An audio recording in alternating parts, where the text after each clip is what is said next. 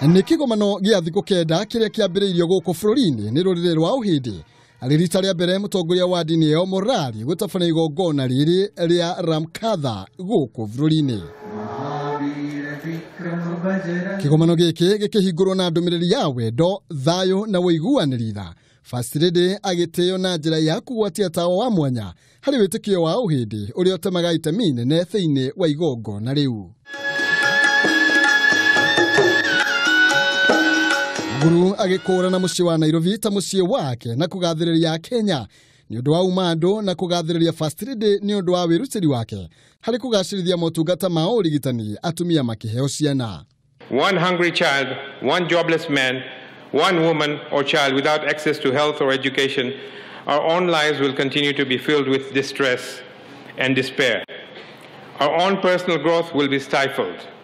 Friends, I speak from the bottom of my heart that person of integrity, that person who tries to think of her people without expectation of anything in return is our First Lady, Her Excellency Mrs. Margaret Kenyatta.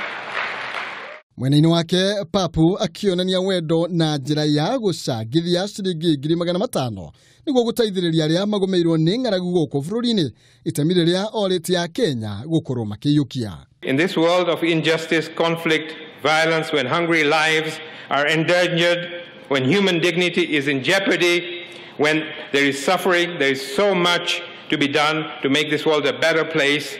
There is much to be done, but more remains to be done yet. First Lady Margaret Kenyatta nĩ yũkĩtie kĩũngano gĩkĩ akiuga bũrũri wa Kenya nĩ ũtĩkĩte mũno gũtabania mũcemanio ũcio kũrĩa agathĩrĩirie mũtugo ũyũ akiuga nĩ mũthingi wa ũma, wendo na umando.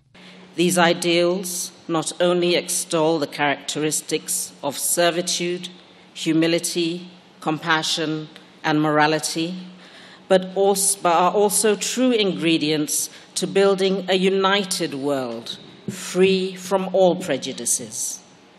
It is my hope that the 9 days experience will inspire us and urge us to serve as upright citizens of the world, to treat all people, no matter what their station, with dignity, humility, and respect.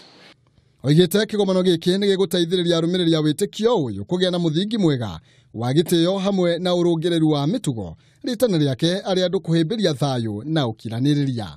I believe that in the Katha message there will be something for everyone, a lesson, a challenge, an encouragement, a reflection, or an inspiration. It is really up to us to abide and make the right choices for our future. I have seen the undying generosity and love of individuals from all walks of life who have given of themselves and who believe that the plight of others is as important as their own. Rũgũkorwo rũrĩ rũgendo rwa thikũ kenda nginya tarĩki 4 mweri wa gatatũ kũrĩ etĩkia a Ũhĩndĩ rĩgĩtabanĩrio kanitha-inĩ wao mwena wa Kabete.